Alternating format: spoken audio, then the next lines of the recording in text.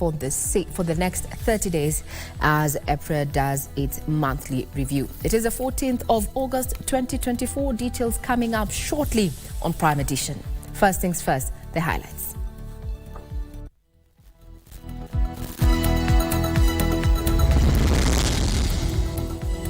It is a wrap. President William Ruto ends his 3-day development tour of Gusii land. President has rewarded Mr. Speaker merit, Mr. Speaker. Somebody who deserves a job, Mr. Speaker, then it was in the appointment, in the nomination of Mrs. Dorcas Oduor, Mr. Speaker, as the Attorney General of the Republic of Kenya.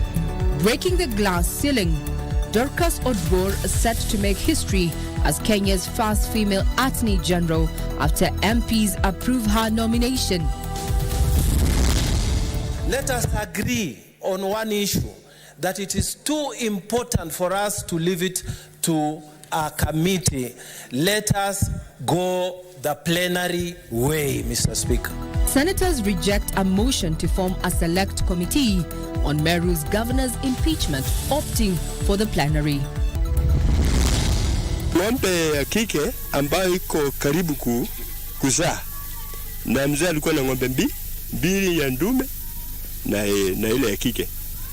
Sasa wewe kijana alikuwa nafurutana na dada zao akisema atanataka hiyo ng'ombe ya kike iwawe kama watakuwa kwa matanga hii wakimaliza matanga.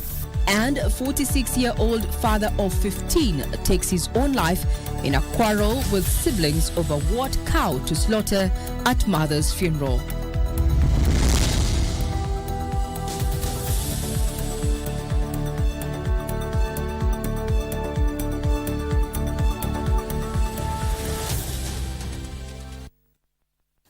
This is KBC Channel 1 Prime Edition. I'm Regina Manyara, and my colleague on sign language is none other than Anne Wangeshi.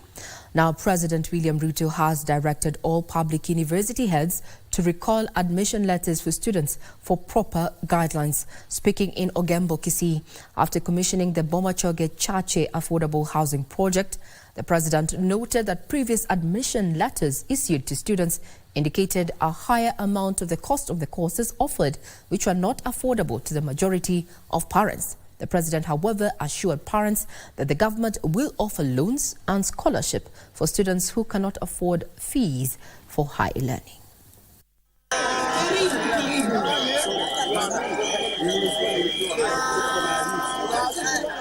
Day 3 of President William Ruto's development tour of Gusii region.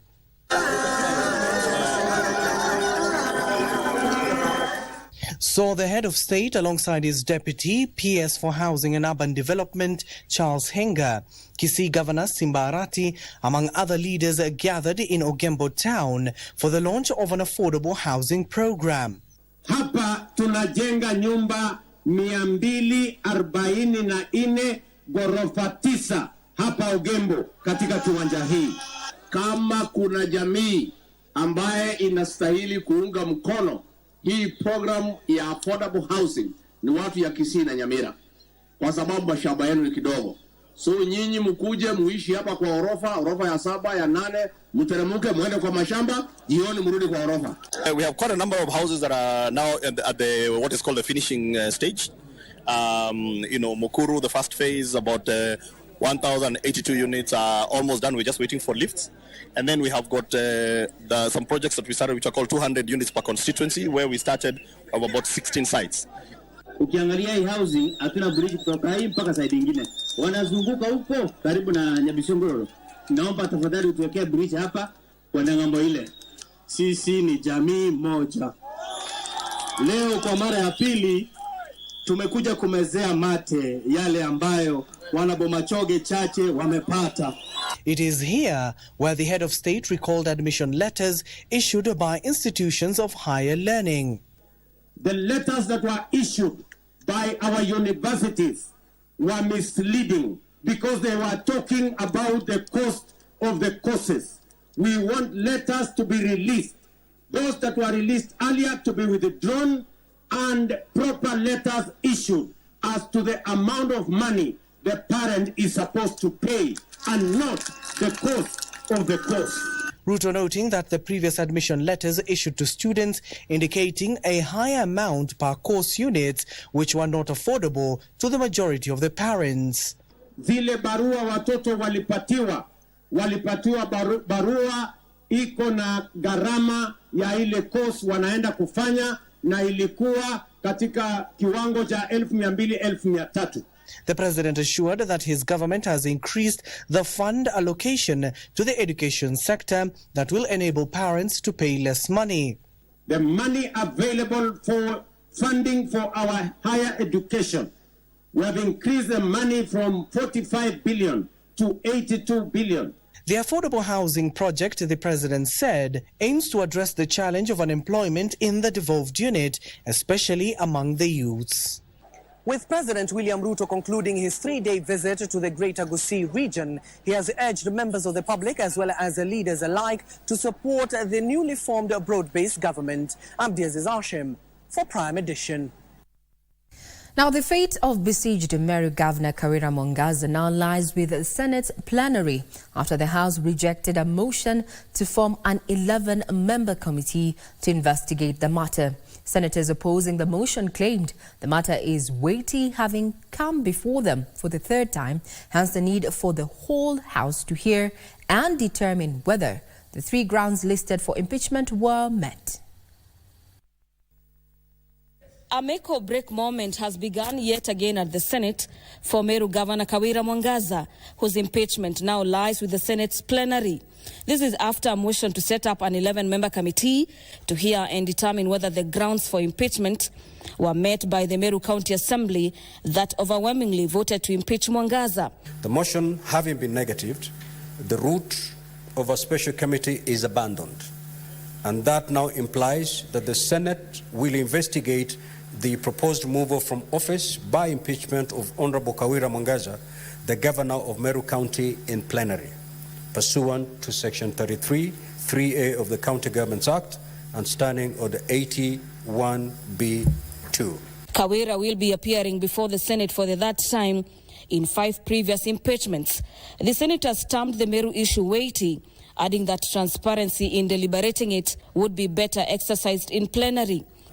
Sio mzuri, Mheshimiwa Spika, kuachia watu 11 waweze kuamua hatima ya watu wa Meru, ikizingatiwa kwamba Mheshimiwa Spika, ni mara ya 3 gavana huyu ameletwa hapa katika bunge hili.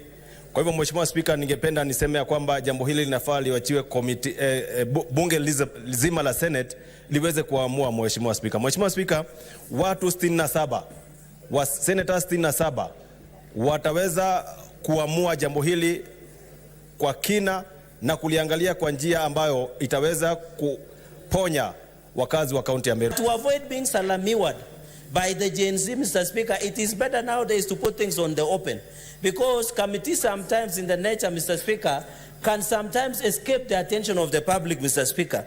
I agree, Mr. Speaker, the issues of Meru are very unique, complex and diverse, Mr. Speaker.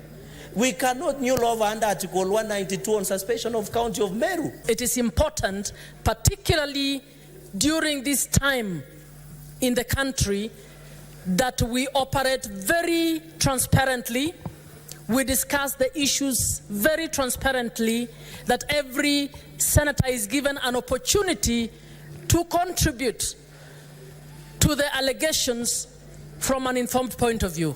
Tukiwa maseneta 67 kwa sababu ni watu tuko na unjuzi wa kuamua aidha Kawira amefanya makosa mara ya 3 ama hajafanya, kwa sababu sioni vile hawa MCA kila dakika usiku na mchana wanaweza kuwa wanakelea Kawira, mpaka tuangalie vile itakuwa kama amefanya makosa atimuliwe na seneta 67. Kama hajafanya makosa arudishwe. So Mr. Speaker, let us not go that way. Let us agree on one issue, that it is too important for us to leave it to a committee. Let us go the plenary way, Mr. Speaker. The committee motion having flopped, the Speaker guided the House on the way forward. Parties to file their responses with the Office of the Clerk of the Senate by Saturday the 17th of August 2024 by 5 p.m. 3. the clerk to circulate documents received from the parties, including the plenary hearing program, to all honorable senators by close of business on Sunday, the 18th of August 2024 by 5 p.m. 4. The Senate shall investigate the matter in plenary on Monday, the 19th of August, and on Tuesday, the 20th of August, 2024. 39 MCAs against 17 voted for Mwangaza's impeachment on the August 8th for alleged gross violation of the Constitution and other laws, gross misconduct, and abuse of office. For Prime Edition, I'm Gladys Mongai. The Senate appearing to have pronounced itself on the way to proceed, so it's a game of wait and see. And what options will besieged Governor Kawira Mwangaza have at this time? Well, as we said, time will tell. Taking a quick breather, we'll be back with more.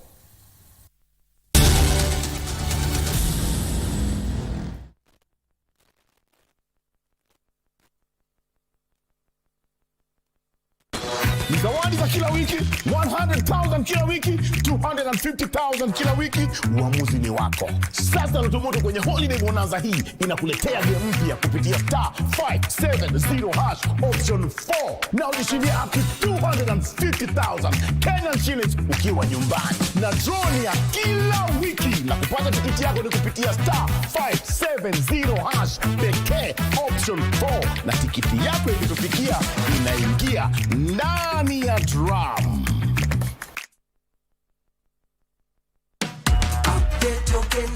Ni aje mam, umeupdate token meter yetu? Ai, kuupdate token meter yetu? Hiyo ni nini? Acha nikuchanue mam, leta simu yako.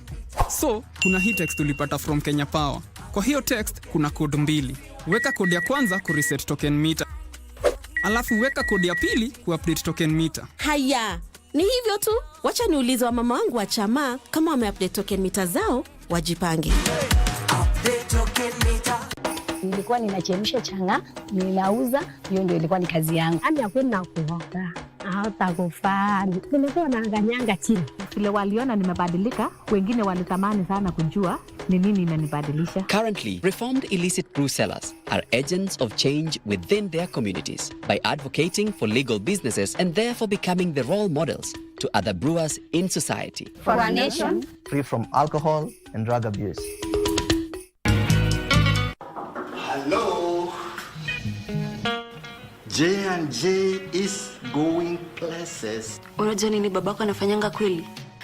Enlighten me, Christabel. Connie, what exactly did Kaikara say? When you're here, you're my eyes and ears. I'm working for your father, not you, Alice. Ronald, you really think you're untouchable, huh?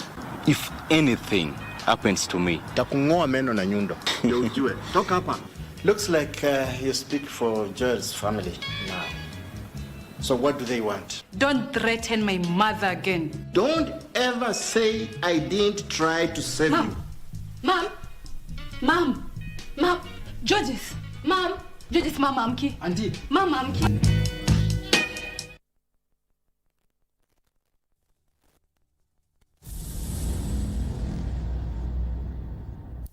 Welcome back.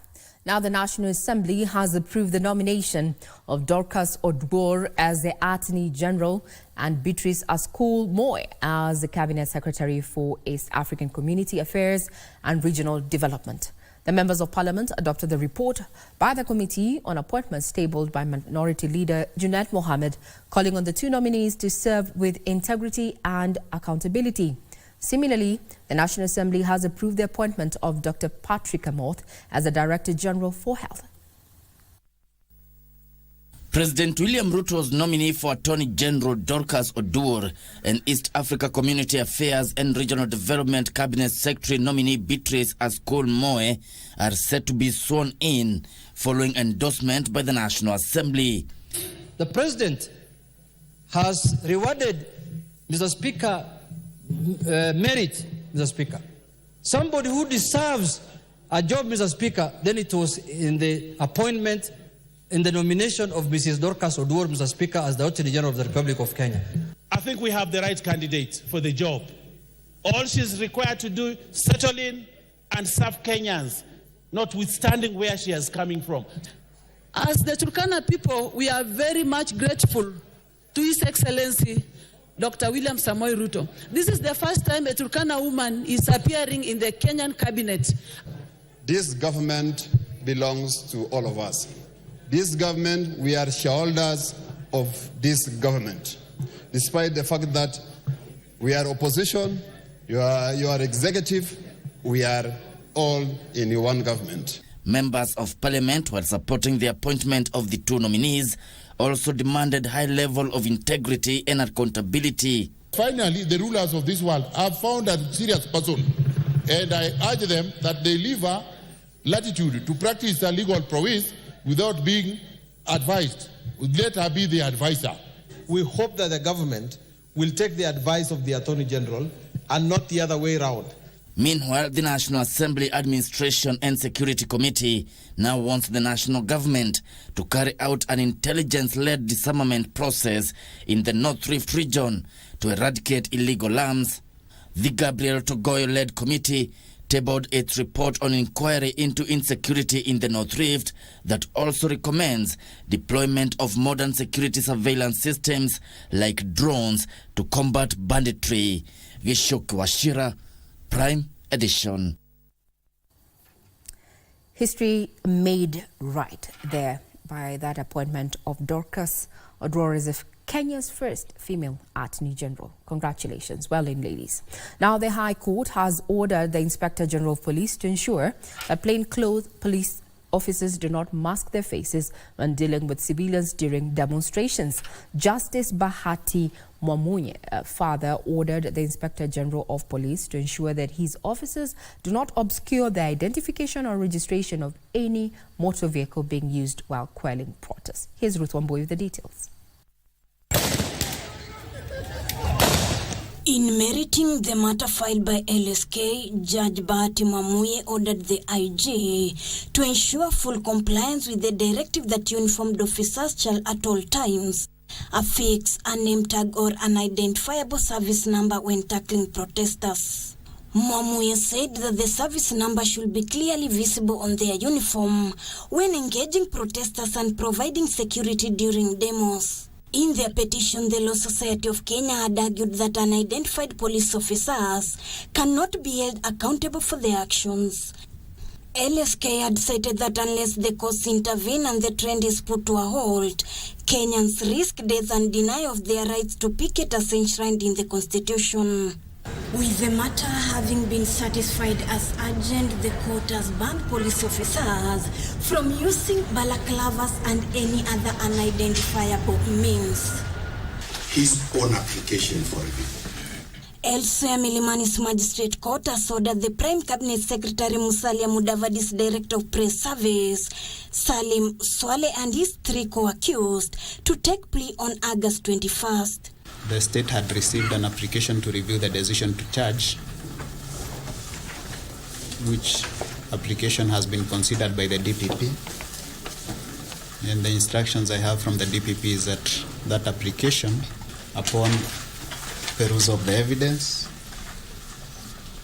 the DPP directed that the 5 accused persons proceed to take plea. The 4 who have been out on a bond of 400,000 shillings were arrested for alleged extortion. The respondents do appear before the plea court next week on Wednesday, the 21st, for plea taking. So there are bond terms which were given in the miscellaneous application will remain until then. And Trial Magistrate Rose Ndombe has ordered a businessman Jackson Kamau to avail the passports of a client in court Thursday 15th August for the court to make a determination. The intended visa is to be also processed and availed before this court tomorrow. As stated, it can be done by 4. Further orders as to payment will be made after presentation of the said documents. Other directions will also be given. Accused is therefore released on a bond of Kenya shillings 100,000 with a surety of similar amount. This is after the court observed both parties had mistrust after the client, through his lawyer Jeremiah Okech, informed the court that Kamau had not processed her visa and that of her sick child as agreed. Ruth Wambui reporting from Milimani Lokot. Jubilee Party Secretary General Jeremiah Kioni has dismissed claims that retired President Uhuru Kenyatta brokered the Raila Odinga and President William Ruto truce that resulted in the formation of a broad-based government. While addressing a burial ceremony on Monday, opposition leader Raila Odinga claimed it was Uhuru who asked him to reach out to President William Ruto to stabilize the country following the anti-tax protest. Sasa ile nchi inachomeka, Uhuru ndiye alinipiga mimi simu. Uhuru akaniambia mimi tafuta Bwana Ruto ongea na yeye. Kenya ikichomeka hatakuwa na nchi nyingine. A day after opposition leader Raila Odinga alleged that retired President Uhuru Kenyatta asked him to approach President William Ruto in a bid to stabilize the country, Jubilee Secretary General Jeremiah Kioni on Wednesday dismissed the claims as unfounded. On many occasions, to inform my party leader, who is away on duty, as to what is happening. Even trying to explain to him, because he is, mimi sielewi munafanya nini. So for Raila to say that it is him who told him, he lied to the country. Ulikuwa unataka kusikia na jia ingine gani? Kioni said Jubilee Party leader Uhuru Kenyatta was not in any way involved or consulted in the events that resulted in the formation of the broad-based government. On the 21st of July, 2024, kule Homa Bay, baadhi alisema ya kwamba hata Uhuru hakuna pahali anawapeleka. Kwa hivyo hawawezi msikiza tena.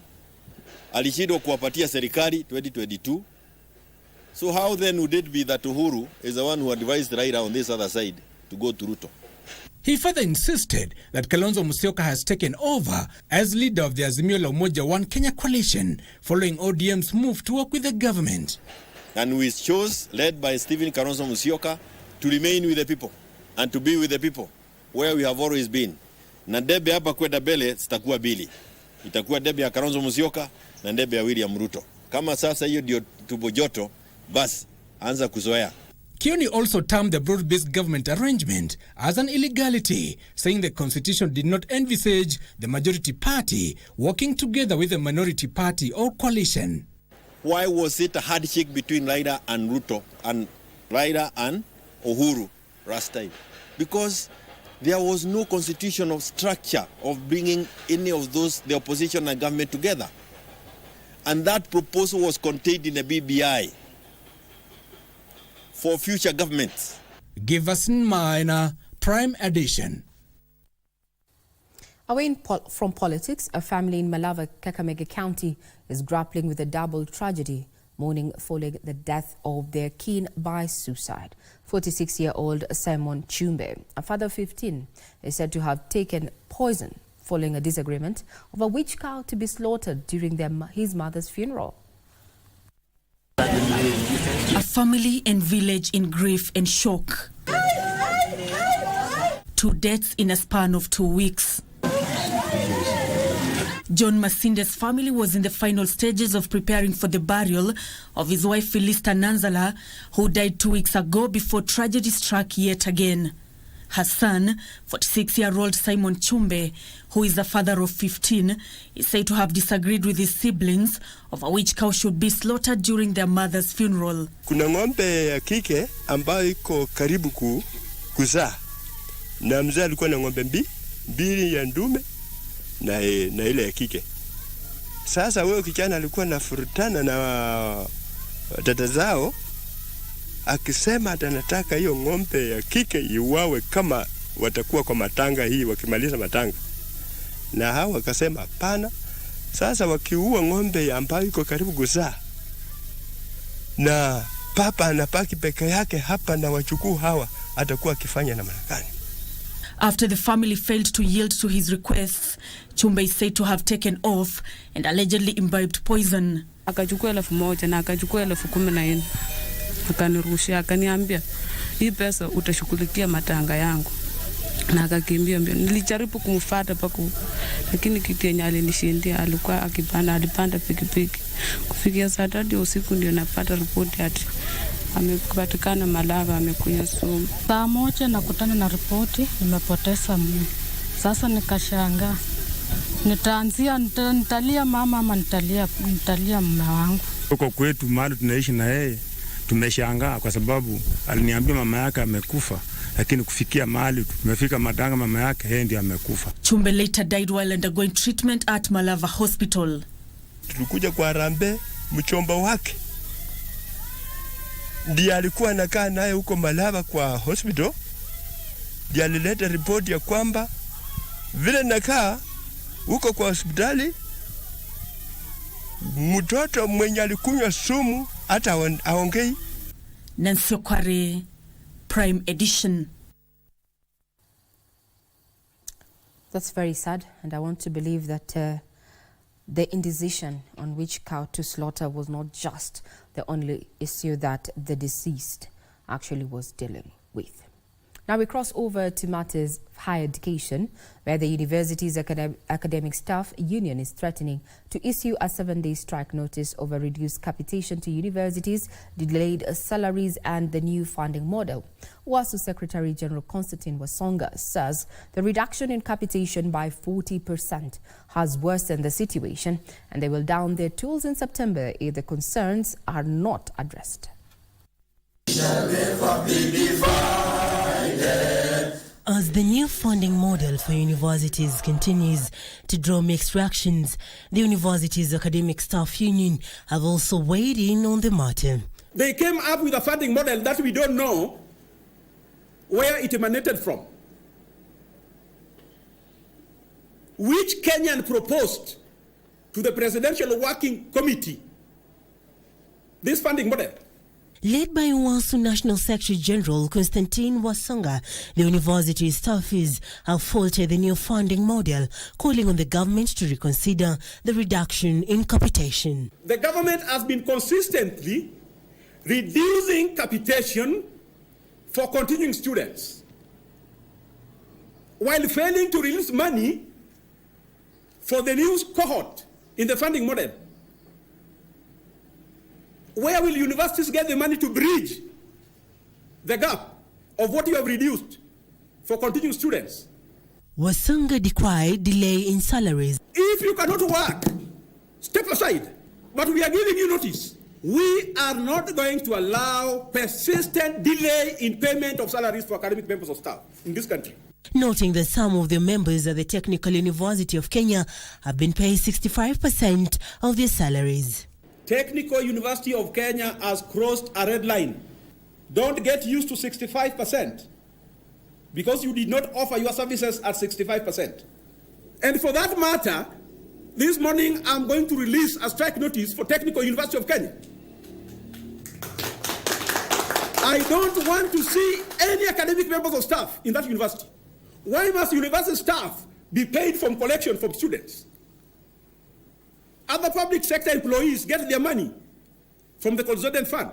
Our members are entitled to enjoy their social economic rights just like other Kenyans. WASU maintains members will resort to industrial action if their grievances are not addressed. But we are very impressed because the students have also given notice that they are going to strike in September. So it is very good for us because there will be no learning. So that Kenya as a nation can decide whether they want university education or not. From September this year, I want to tell you there will be no university education in this country if the government does not want to be serious. Serafina Nairobi for Prime Edition.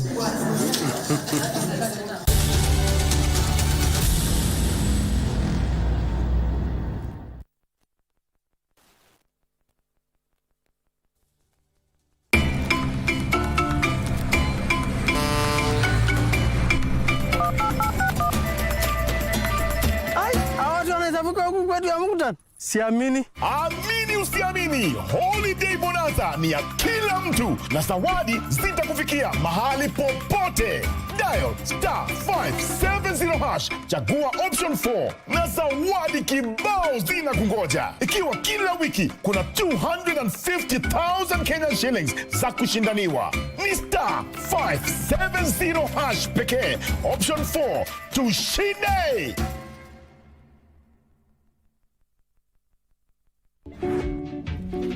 Alikuwa amechukua steering wheel na kiti ya mbele, yani kiti ya driver. Ilikuwa ni kaa ya nani? Gari nani? Ilikuwa gari ya wewe mama Mwende. Mlikuwa hapo nikiwapelekea? Hapana. Alafu na mbona unaongea vitu hujui? Lakini oni wewe iko pale. Turaena au toka hapo bwana usinilete. Kwa nini iko? Sasa huyu ukimwongelesha lugha yako anaelewa. For your information, mimi sina gari. Very good. Kwa nini unaleta chiherere hapa? Why? Chiherere? Footage inaonyesha vizuri wewe tu vile aliingia ndani ya gari. Akangangara. Akatoa. Akafunga. Alafu anamwambia mimi ni cherere. Mimi ulisikia mimi ndio nimeiba hiyo kiti na nimeiba hiyo steering. Kulingana na ule mama ambaye mlikuwa mnavunja sheria na yeye unamwekea gari. Kumbe wewe ulikuwa na sitaki story. Nini? Jibu swali yangu.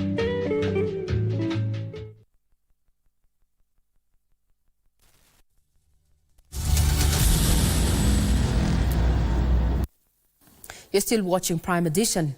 Now, the National Counterterrorism Center is seeking to build the capacity and knowledge of young people in its effort to fight violent extremism across the country. The two-day workshop, which brings together 24 young people from Kenya, Somalia, Nigeria, taking place in Nairobi, is to draw lessons from the three countries that have been at the heart of terror attacks for collaborative policy approach on how to lure young people from the bane of radicalization. The Regional Policy Dialogue Forum, organized by the National Counterterrorism Center and the United Nations Center for Counterterrorism, seeks to increase resilience among young people against violent extremism and recruitment into terrorist groups.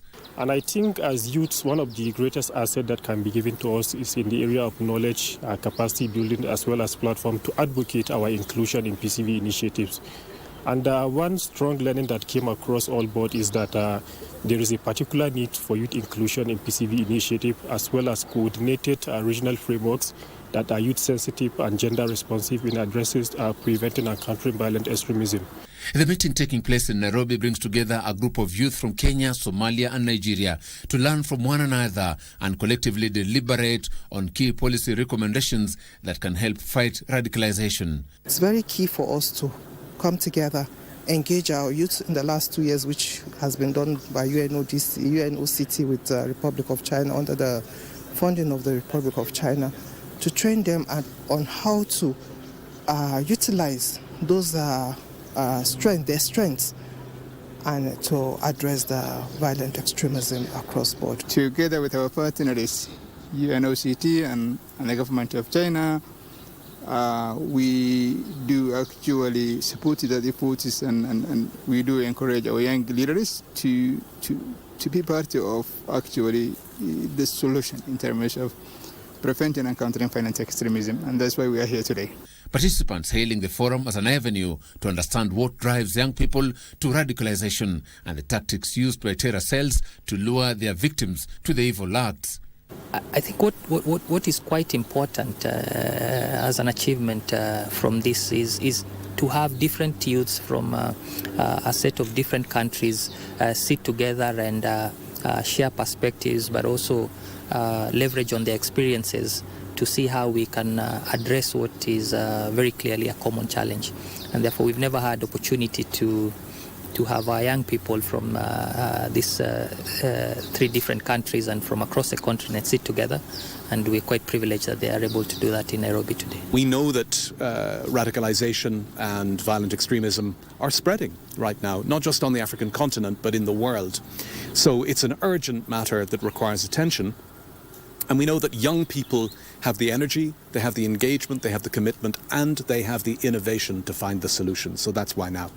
The aim of the forum, according to organizers, is to build a pool of young leaders with positive mindset who will then be drivers in their communities to preach against radicalization and its negative teachings.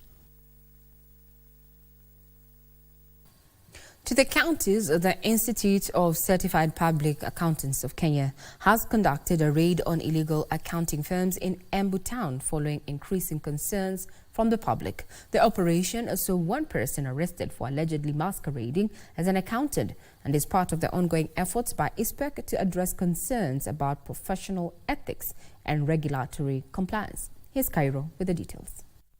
The crackdown on illegal accounting firms in Embu County, which was spearheaded by Institute of Certified Public Accountants of Kenya, saw detectives from the Directorate of Criminal Investigations apprehend one suspect identified as Nikasi Njiru.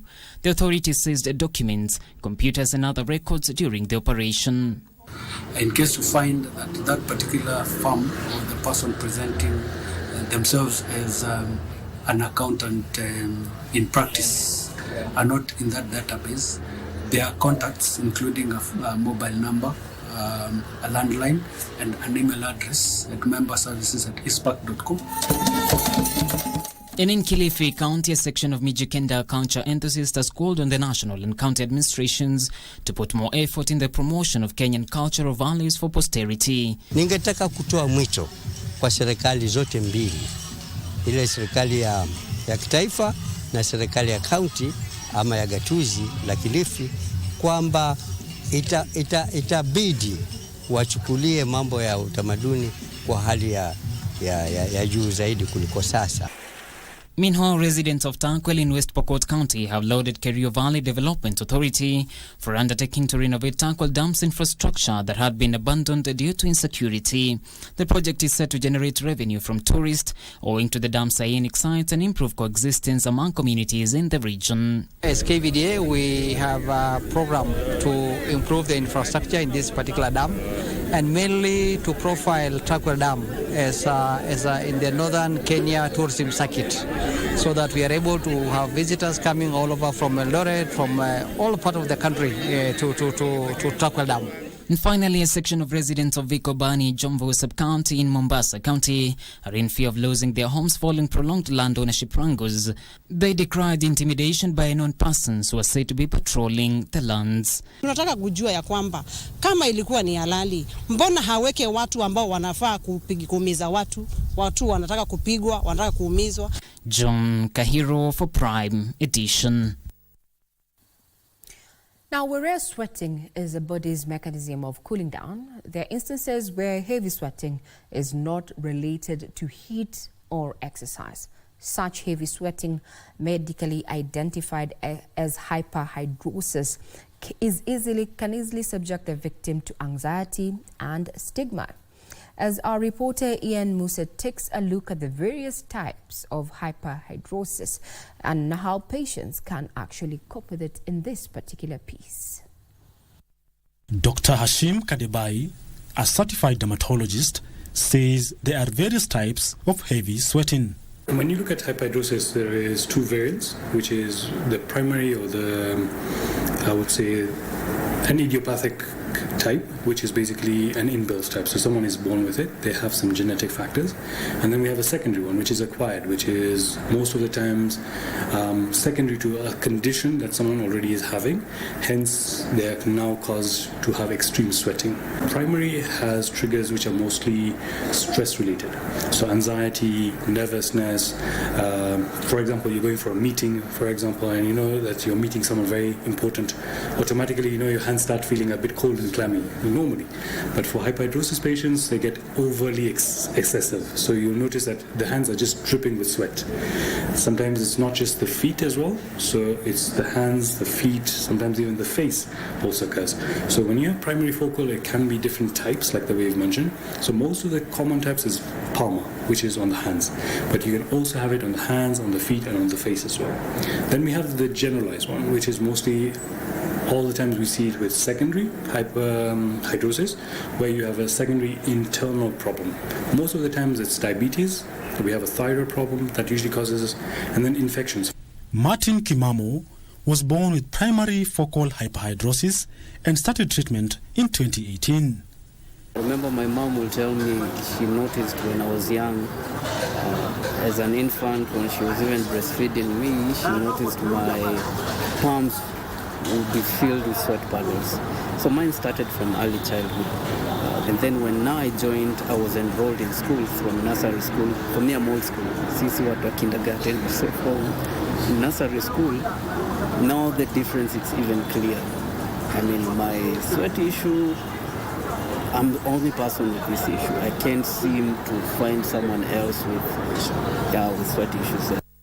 Due to limited knowledge on hyperhidrosis, patients can be subjected to undue public ridicule. I take it as an initiative to raise awareness. Before I shake someone's hand, I always tell them, I have this condition. So you might feel uncomfortable or disgusted, and most people are actually okay, and they get to learn a thing or two. Despite no known cure, there are different ways of managing the condition. We usually start with topical antiperspirants. Something very easily available are over-the-counter antiperspirants. They're cheap, available, and maintainable. So it's an application which you do twice a day, and it really helps reduce the amount of perspiration you're doing. After that, we have medical-grade antiperspirants, so things which are prescribed. We do get them in Kenya, and Hyperhidrosis Association of Kenya actually brings them in for patients of ours. Then after that, we have oral medication. Now, oral medications is something which I tell patients that it is something temporary. It's not a treatment option, it's a management option. So let's say, for example, you know that this is something that's going to bother me during this particular time of the year, for example, a conference, some really important time of your life, for example, a marriage. So my first treatment was in 2017 when I consulted Dr. Wawil. And what I did, I reached out to him and I even asked him, do you provide treatment for hyperhidrosis? And he told me yes. And that was like a sigh of relief. Over-the-counter medication is discouraged as some drugs may come with side effects such as dementia. So a lot of times the oral medications, which are glycopyrrolate or oxybutynin, is given as a prescription by pharmacists who have no idea about some of the side effects. Many patients actually start taking them and seeing that it's working because remember, it's going to reduce the sweat glands. They think that now that's the treatment. They continue that for a very long time. They forget that any medication, even paracetamol, has side effects. So oxybutynin and glycopyrrolate, they are known to reduce the nervous stimulation. So what are they additionally going to do to other parts of the body, especially the heart? They cause definitely changes in the ways, the rhythm of the heartbeat. So we have a lot of cardiac arrhythmias that can form, changes in the heart rhythm. Martin now runs a campaign to enhance public awareness on hyperhidrosis. My main motivation behind HAK, well, number one, I have this condition. I was born with hyperhidrosis. So when I champion for sweat issues, it's from a personal perspective. So the outcome I want for myself, I want the best outcome for the people I serve. So if I'm looking for the best treatments, I want the same for them. With approximately 40% penetration and no permanent cure for hyperhidrosis, this poses a challenge to experts, doctors, as well as patients to dig more for a permanent solution. Reporting for KBC Channel 1, I'm Ian Muse.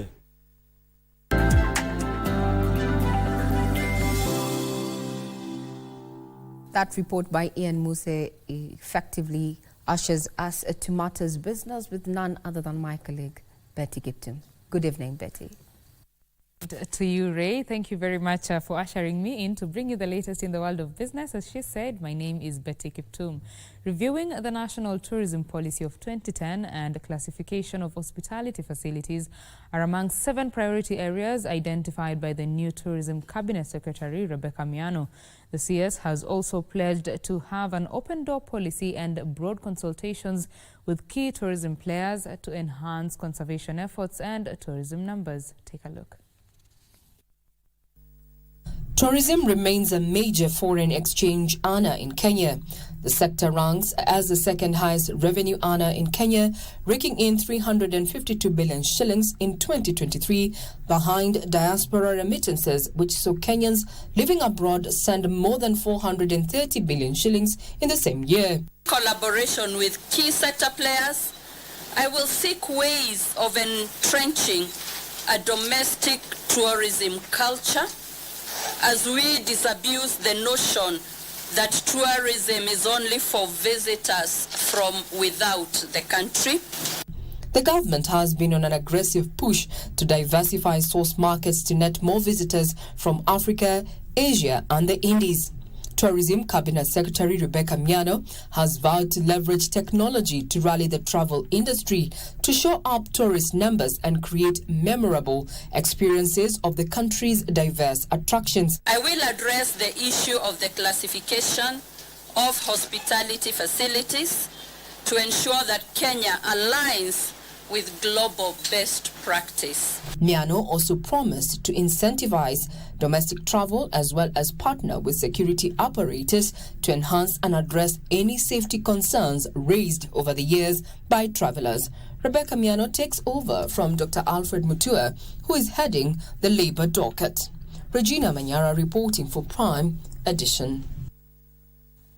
And you will continue buying fuel at the same rates as has been over the last 1 month after the Energy and Petroleum Regulatory Authority retained pump prices in its latest monthly review.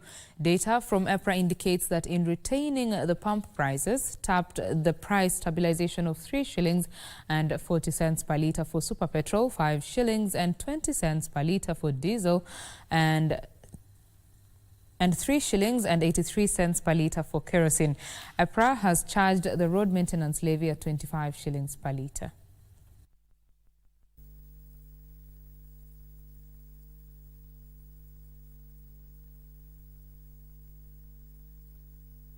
And Cooperative Bank has been added to the Morgan Stanley Capital International Frontier Markets Index, which tracks the performance of listed companies in Kenya, offering foreign investors with an up-to-date information on the state of the Nairobi Securities Exchange. The other 4 listed firms on the MSCI are Safaricom, Equity Group Holdings, KCB Group and East Africa Breweries. The inclusion of Cooperative Bank implies that Morgan Stanley Capital International considers the stock worthy for consideration by global equity investors. NSC Chief Executive Officer Frank Mwiti welcomed the move, noting that the MSCI serves as a benchmark for institutional investors keen on exposure to frontier markets.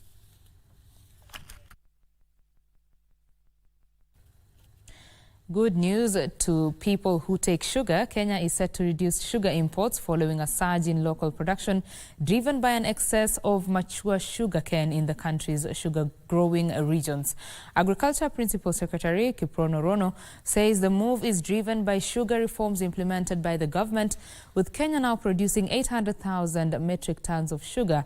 Under the common market for Eastern Africa, Kenya is allowed to import around 350,000 tons of sugar under the COMESA safeguards to meet the local demand. Kenya has now produced a surplus of mature sugarcane, leading to an increase in sugar output from domestic mills. The Principal Secretary for Agriculture, Kiprono Rono, says that the bumper harvest has allowed the country to meet its domestic sugar demand, reducing the need for costly imports. We are able to say no more importation of sugar because we have enough sugar produced by our local factories.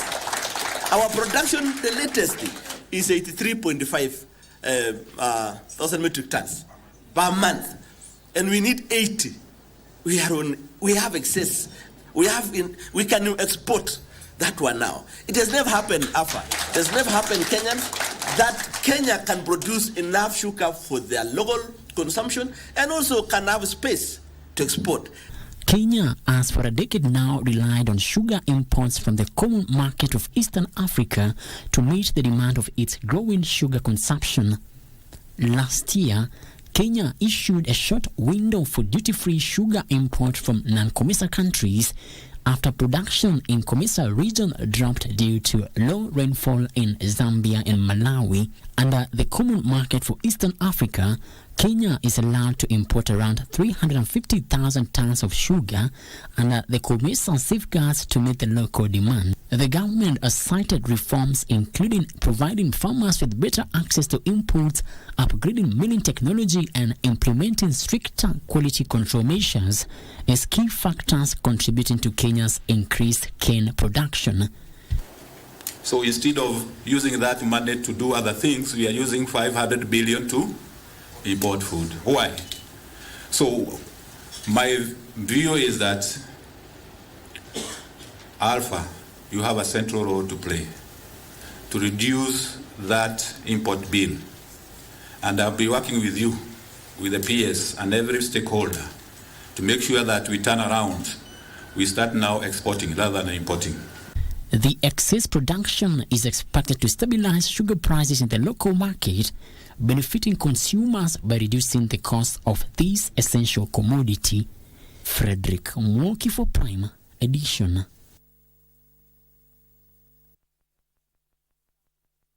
completion of all pending energy projects to stabilize power transmission. Energy Cabinet Secretary Opiyo Wandayi says aging energy infrastructure is making Kenyans pay more for power and intermittent power outages. Speaking during the handover of the ministry from former Energy Cabinet Secretary Davis Chirchir at the Isinya substation, Wandayi says he will work with all stakeholders to address all the challenges facing the sector. That could still be there, but when we work together, I'm sure we shall be able to surmount most of them, if not all. We remain optimistic that in the fullness of time, our infrastructure for transmission shall come up to date for us to be able to realize the most from the potential that we have as a country in terms of energy and transmission, and essentially and eventually the cost to the consumer. And of course, remember that Salim Vuria also took over the Trade and Industry Ministry today, of course, in a number of changes that are going on in government as CS's handover to those who have been appointed in the broad-based government. And that is where we close the business news this evening. Daniel Wahome is coming up with sports news. My name is Betty Kiptum. Good night.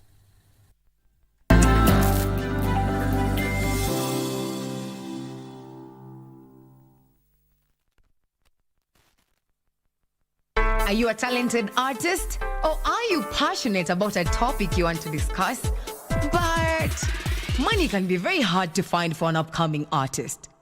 Don't worry, Studio Mashinani has got your back. Sign up on ajira.co.ke to book a session with your music and video producers across the country. Work on your music, jingles, spoken words, and even podcasts to realize your dream. All for free. Studio Mashinani, Radani Talent.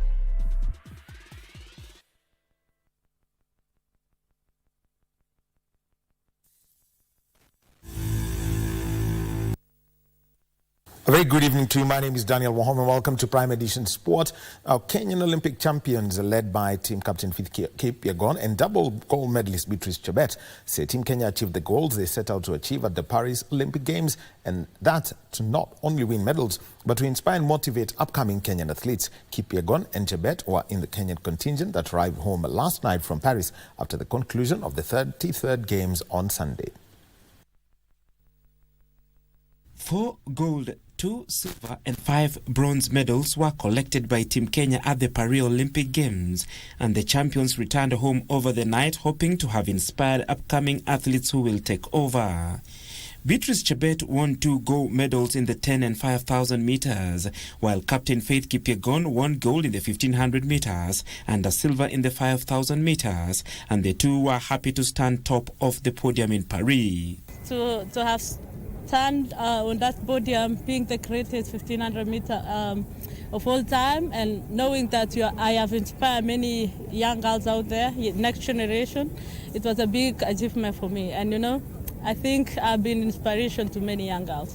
It was not easy, but it's just a matter of believing in yourself, focus, and be perseverance in everything you do, and being disciplined and hard work. And that support from your coach, family, it's encouraged me a lot. Some athletes, including Tokyo 2020 champion Perez Jepchirchir, may have missed out on the podium, but they were happy to see other Kenyans taking charge. For us in marathon was not easy, especially me, Perez, and I was happy going there to defend my title, but I didn't make it, but I thank God. And though we were not happy the way we were expecting medals in marathon, especially to swipe the podium, but we thank God we managed. We get 2 bronze from women and men. We thank God for that. Mimi ulikuwa najua hapo mimi, unaona ile kitu unaingia na unaanza kusema hapa leo ni moto. So I just wanted to nilikuwa naingia tu ndani na nijue you have to believe in yourself to put yourself in everyone's shoes and just you know you can do it too, because hapo gold haina jina ya mtu. Other Kenyan athletes narrowly missed out on a medal, including Wiseman Were. I, as a hurdler, getting that competition because you know what times you need to run to get the next level. So for me, it was something to push because I believed in me and I believe I had good preparation. So I got to semis and I know next World Champs we are going to the finals and we are going to get something. Because this is my first Olympians and this is my first kuingia Kenya team. So is for me, I can say is my good morale for me, and I thank God. The team was happily received at home.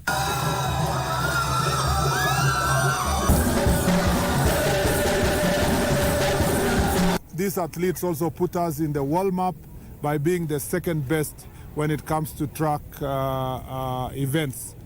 We are also the best country in Africa. Wow. And of the total medals, I think 8 gold medals that came to entire continent. Half is in Kenya, 4 of them are in Kenya. So we are very happy. We celebrate our athletes and we look forward to learning from this experience to make the next Olympics in 2028 in Los Angeles even better than what we've ever seen since independence. Other medalists in Team Kenya at the Paris Games were Emmanuel Wanyonyi, gold in the 800 meters, Ronald Kwemoi, silver in the 5,000 meters, Benson Kipruto and Helen Obiri, bronze medals in the men and women marathons, Mary Mora, bronze in the 800 meters, and Abraham Kibiwot and Faith Cherotich, bronze medals in the men and women steeplechase events. Well, now, Kenya's paracyclists have settled down in France for training ahead of the Paris Paralympic Games set to be held from the 28th of August to the 8th of September. African champions Dedan Ireri and Kennedy Ogada will compete in both track and road racing at the Paris Games. The Kenya paracyclists will be participating in the Paralympics for the first time. Ireri made history as the first Kenyan to win 4 gold medals at the Confederation of Africa Sailing Paracycling Championships in Cairo in June. Ogada, on the other hand, qualified during the 2022 Birmingham Commonwealth Games, where he finished 6th in the event won by Neil Fachi. God willing ni gold. Tumekuwa tukiride na yeye na I believe tumejitayarisha vya kutosha kwamba tunakuja huku Paris, hatujakuja tu kubahatisha. Maandalizi yako iko sawa sababu nikija hapa already nilikuwa nimefanya mazoezi. So hapa tu ni ile kuzoeana na hewa. Na nimeona hewa ya hapa pia ni mzuri, ni karibu tu zinakaribiana za huko kwetu Kenya. Natarajia mambo itakuwa mzuri. And that's the sport for tonight. More coming your way tomorrow. My name is Daniel Wahome. Back to you, Regina Manyara. Well, that puts a cap on Matters Prime Edition. Be sure to tune in tomorrow for Good Morning Kenya on what has the updates in as far as news, local, regional, and global. See you then. Have a great evening.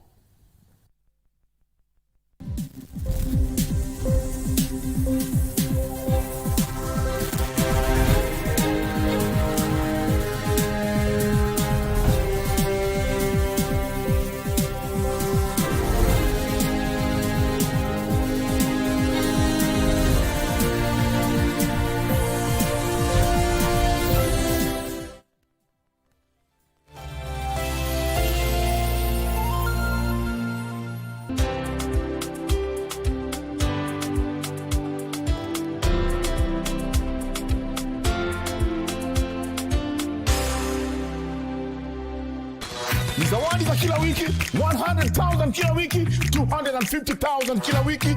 Uamuzi ni wako. Sasa Lutomoto kwenye holiday bonanza hii inakuletea game mpya kupitia *570# option 4 na ujishindie up to 250,000 Kenyan shillings ukiwa nyumbani. Na draw ni ya kila wiki na kupata tikiti yako ni kupitia *570# pekee option 4 na tikiti yako ikitufikia inaingia ndani ya drum.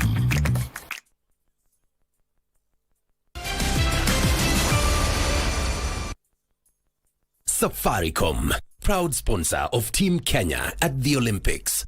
What a run! What a finish!